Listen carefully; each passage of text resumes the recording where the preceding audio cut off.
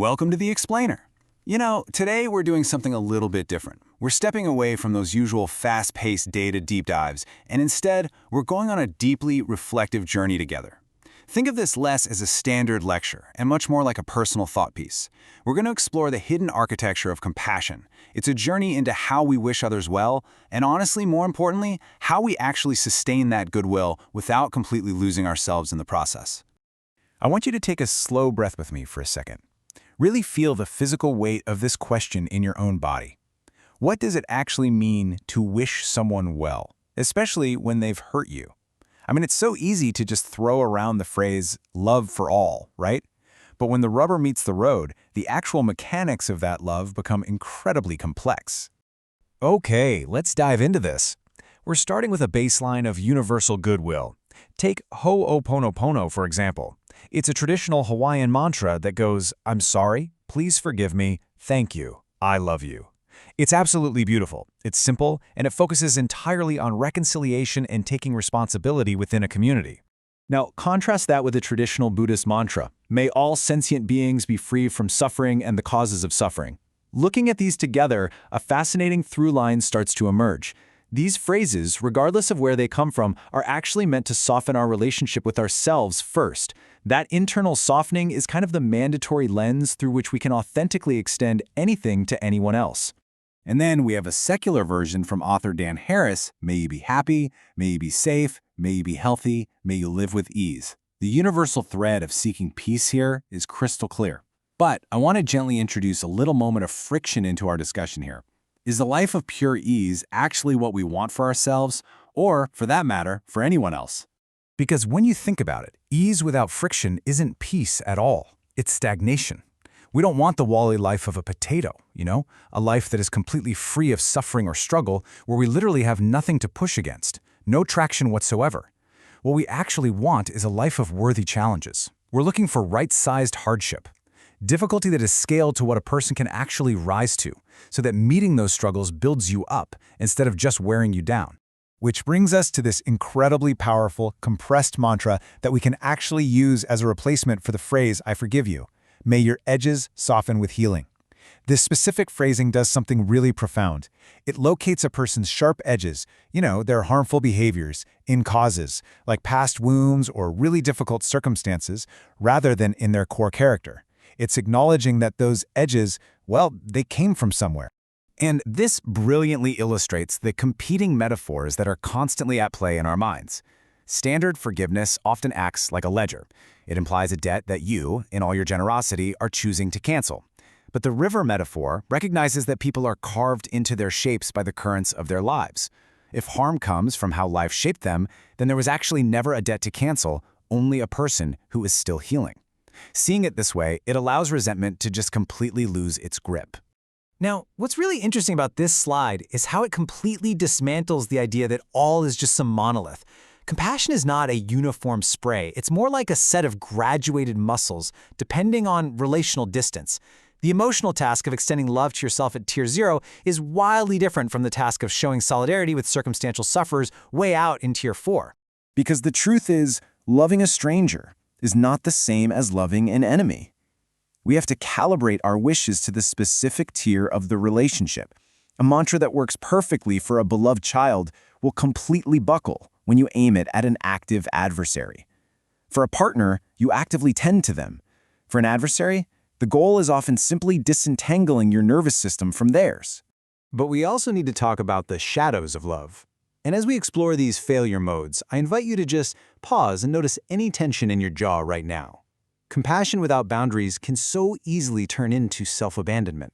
If we use a mantra to prematurely skip over our own legitimate pain, that's a spiritual bypass. And if we extend endless healing to someone who is actively cutting us with their sharp edges, we fall right into the enabling trap. Which means we have to know when to put the mantra down. Sometimes, protective separation is literally the most loving act you can take. Wishing someone well from a safe distance is entirely valid. You are not required to drown beside those who are actively causing harm. You are absolutely permitted to draw a boundary to protect your own edges. Let's move to and see how this builds as we stretch our timeline out a bit. Because compassion isn't just for the present moment. We can offer grace to our past self, the one who made choices out of fear.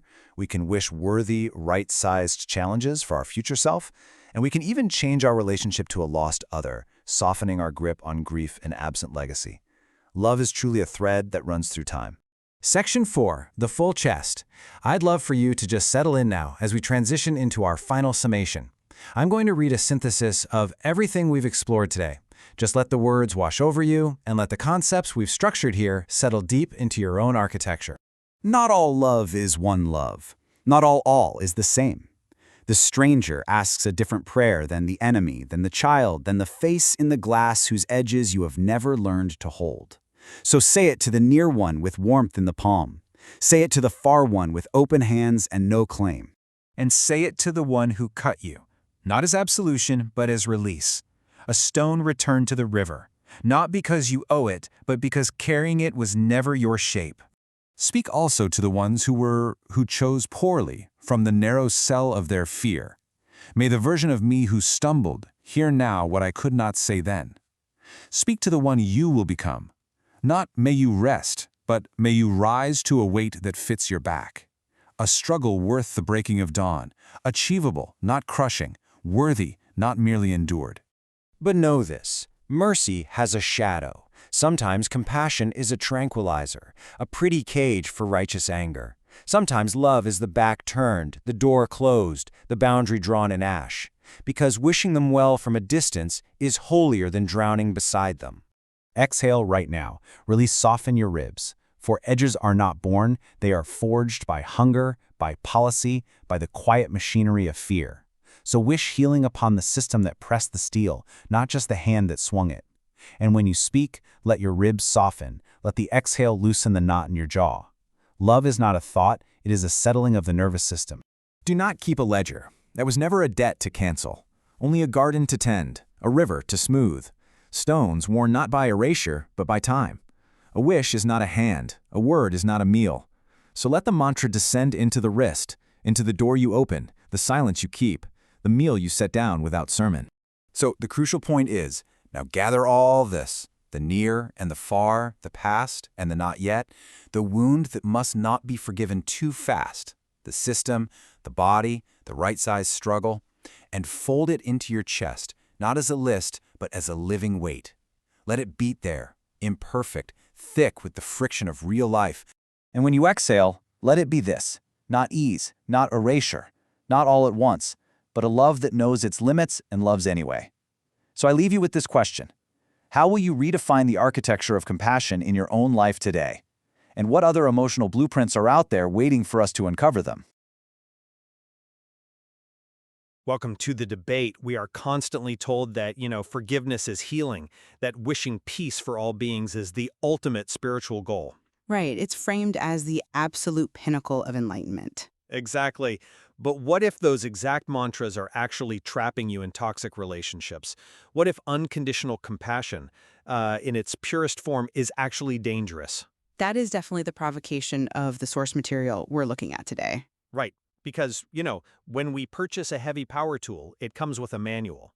There are bolded warnings, intricate calibrations, highly specific settings for cutting wood versus, say, shearing metal. Yeah, you wouldn't use a sledgehammer to repair a wristwatch. The tool has to match the material. Precisely. We inherently understand that powerful tools require precise operating instructions because if they're used incorrectly, they cause serious harm.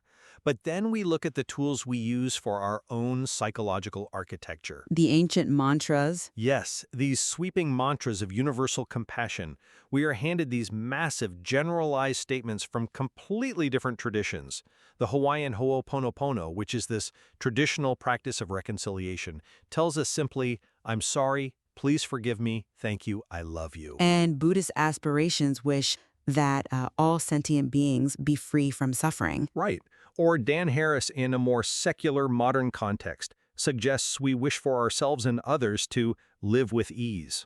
We are handed these incredibly potent psychological tools, but there's no manual. No safety warnings at all. Nothing. No warnings for when the tool might actually do damage. It's basically treated like a blank check of goodwill, right? Handed out to the universe with this unquestioned assumption that setting a positive intention is always universally beneficial. Exactly. And today we are examining the philosophical and practical tensions inherent in these mantras of universal compassion. Our source material aggressively interrogates these traditional texts through rigorous analysis, specifically looking at where these universal mantras face pushback. Where do they enable toxic behavior? Where do they ignore systemic issues or, actually promote emotional stagnation? Which brings us to the core disagreement we'll be exploring today. My position is that traditional universal mantras, in their unedited forms, are ethically incomplete. They are psychologically risky. I hear you, but Let me just frame this. Without strict, practical calibrations to address their failure modes, uncalibrated compassion is a liability. Must we restructure compassion into a calibrated, boundary-heavy framework of relational distances and action clauses? Yes, we absolutely must. and I come at it from a completely different way. While I acknowledge those pushbacks, the dangers of what the material calls spiritual bypass, addressing them by turning mantras into complex, verbose, ethical flowcharts strips them of their necessary simplicity. It destroys their somatic power. But if we rely on the text's analysis of the failure modes, we see that blanket statements of love or forgiveness invite severe psychological traps. Take the enabling trap. Imagine you're dealing with an emotionally abusive family member. Right. Wishing them well without explicitly altering your physical or emotional proximity to them is not love. It's masochism. You are wishing healing on someone who is actively cutting you with their sharp edges. I'm not denying the reality of the enabling trap. And if we look inward, wishing for a life completely free from suffering or full of ease, that promotes utter stagnation. The author aptly calls this the Wall-E life of a potato. Okay, that is a great phrase, but To make compassion sustainable, we have to adopt precise language. We must demand worthy challenges rather than ease, and apply a strict relational framework that distinctly separates how we speak to our intimates versus our adversaries. look, the proposed fixes in the text, adding these operational action clauses to our internal thoughts or mapping our love to different relational tiers, they turn a profound internal release into a rigid cognitive spreadsheet. It's an ethical scaffolding. Drawing directly on the text, we have to remember that love is not a cognitive thought. It is a physiological reality. It's a settling of the nervous system, a slow unclenching that begins in the chest. The absolute best way to address the pushback against these mantras is not through hyperspecific legalistic caveats, but through poetic compression. Poetic compression doesn't protect you from abuse. It changes our internal relationship to the world, without requiring ourselves to physically or logistically solve it within the mantra itself. Over-intellectualizing these mantras destroys their fundamental purpose. Well, let's test that, starting with the internal release and what we are actually asking for when we recite these phrases. The Buddhist tradition asks for freedom from suffering. Right. Dan Harris asks that we live with ease. But what is the biological and psychological reality of ease? As the material highlights, asking for freedom from difficulty altogether describes a life with no traction. Think of an astronaut floating in zero gravity. It sounds incredibly peaceful. No weight, no resistance. Right, but without the resistance of gravity, what happens? Their bones lose density. Their muscles atrophy. Yeah. Exactly. The human body requires the stress of gravity to maintain its structural integrity, and the psyche is no different. A psyche without friction doesn't find peace, it finds stagnation. The human brain, when completely unchallenged, tends toward anxiety and lethargy. I follow the logic. That is why the material advocates for a vital edit to these ancient mantras. Instead of a life of ease, we should wish for a life of meaningful and regularly achievable challenges. We need something that requires us to become a better version of ourselves. The mantra has to reflect the biological necessity of friction. That is a fascinating way to frame it. But I see a massive danger there. The text identifies this as the calibration problem. You want to replace a wish for ease with meaningful and regularly achievable challenges. Yes. But how do we objectively define an achievable challenge? A challenge that builds resilience in one person might completely crush the nervous system of another. But that's exactly why the calibration is necessary. It's relative to the individual's current capacity. But the mind has a terrible habit of misjudging what it can endure, right up until it literally breaks. If you replace a wish for peace with a wish for struggles worth having, especially in a culture that already glorifies the grind, you risk romanticizing hardship. That's a bit of a stretch. Is it? You risk adopting a mindset where trauma is justified because it supposedly builds character. If someone is already overwhelmed, say they're working 2 jobs and dealing with a chronic illness, they don't need a mantra that wishes them an achievable challenge. They are already drowning. Well, The text points out that calibrating this actually requires co-witnessing.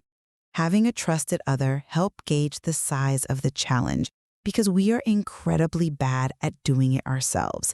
You can't just mandate this intellectually in a vacuum. I'm not convinced by that line of reasoning because the material specifically addresses this exact vulnerability. The fix is emphatically not more hardship. It's difficulty that is scaled to what a person can actually metabolize. Scaled how, though? By shifting the wish from a masochistic desire for pain to a grounded wish for problems I am now large enough to hold. The word worthy does the heavy lifting here. A challenge that isn't achievable isn't a challenge at all. As the text explicitly notes, it is just despair. Right. Despair breaks you down. Exactly. A worthy challenge builds you up. So by wishing for a worthy challenge, the safety mechanism is built into the language itself, sized to be met rather than merely endured. Okay, I agree that worthy is a brilliant poetic compression. But notice what you just did there. What did I do? You moved from the verbose, hyper-intellectualized phrase, regularly achievable challenges, to the simple, emotionally resonant phrase, worthy challenges. You cut the scaffolding. I used a better word. That proves my point. The mantra works best when we trust the practitioner to fill in the blank emotionally, rather than spelling out the logistics of achievement. The word worthy is a somatic cue, not a logistical one. It makes your shoulders drop, whereas achievable challenge sounds like a corporate performance review. It's one thing to accidentally cause your own stagnation by wishing for an easy life. But this lack of calibration becomes downright dangerous when we turn these mantras outward, toward people who are actively harming us. Okay, let's go there. Let's examine the pushback against unconditional forgiveness. The Ho'oponopono practice explicitly states, "Please forgive me." And culturally, we often extend that outward as the blanket statement, "I forgive you." Which is a phrase the author of the source material takes direct, rigorous issue with. And rightly so. Think about the mechanics of "I forgive you." It relies on a deeply flawed psychological framework. It implies what the text calls the ledger metaphor. It suggests there is a transactional debt. Someone harmed you, they owe you. Right, and you, from your position of generous moral superiority, are choosing to cancel the debt.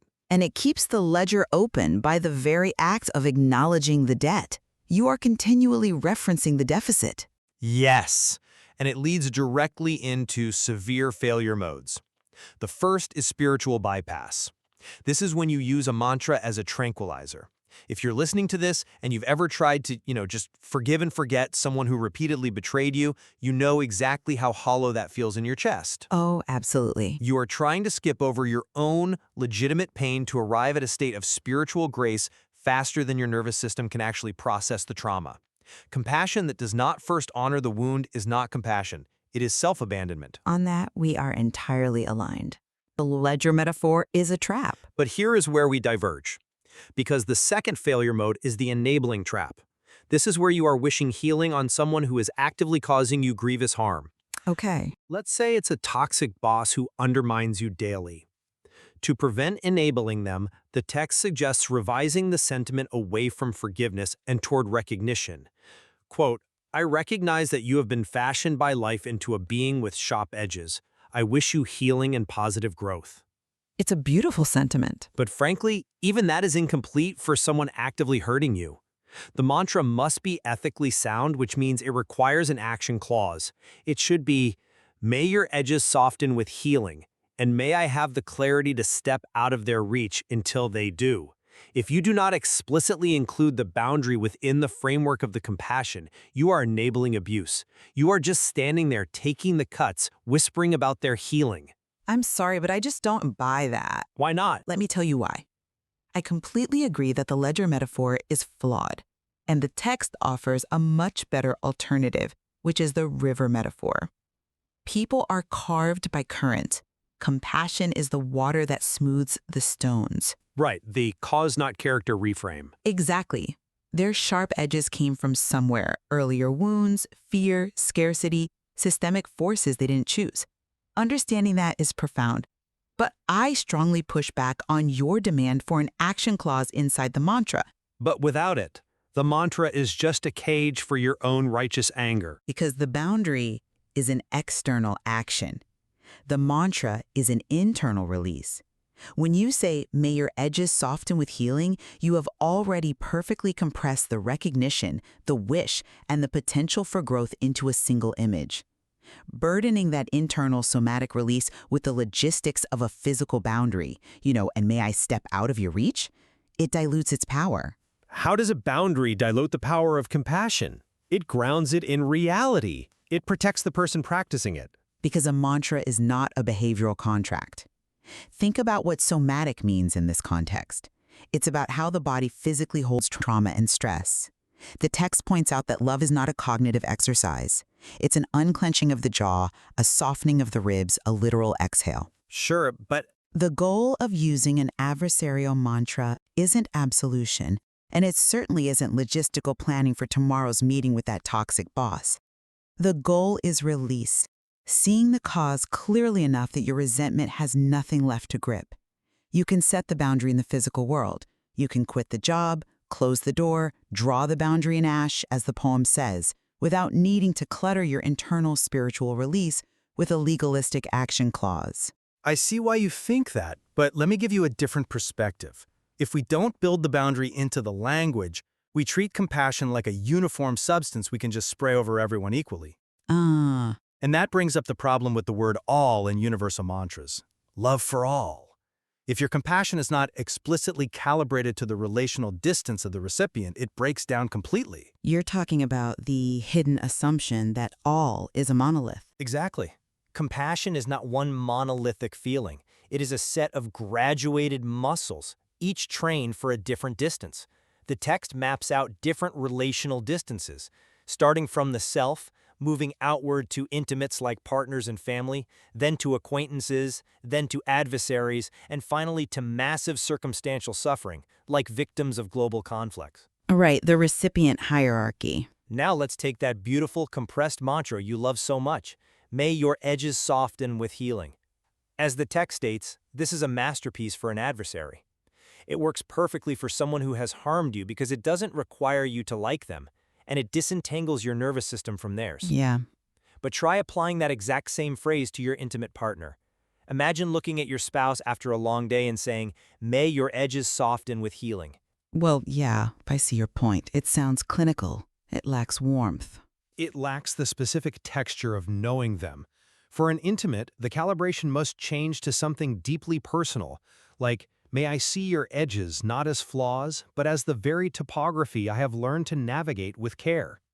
The ethical scaffolding is required because the relationship demands a different kind of vulnerability. Okay, but... And if we swing to the other extreme, global, circumstantial suffering, saying, may all sentient beings be free from suffering to the entire planet leads directly to compassion fatigue.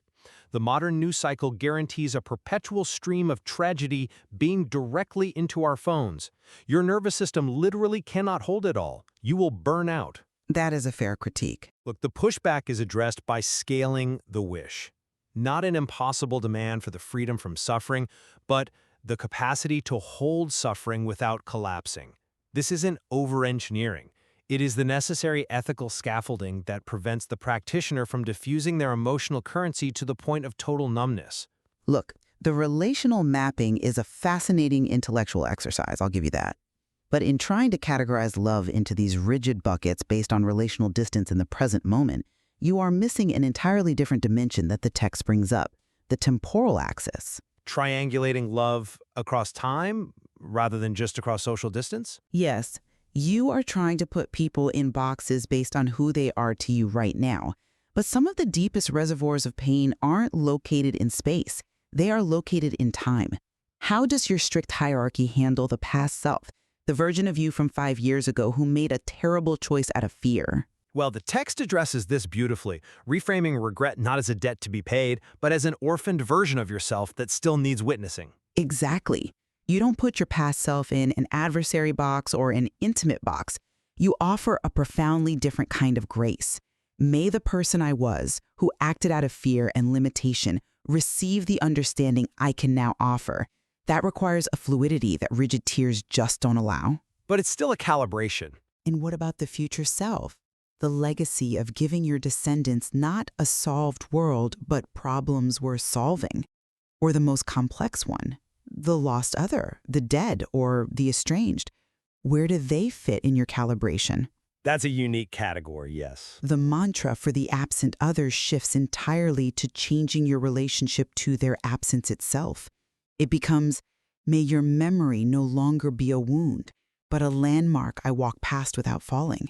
Which I would argue is exactly what I mean by calibrating the mantra's intent. You are adjusting the tool for the specific job of grief. It is a calibration, sure, but my point is that true compassion ultimately transcends the intellect.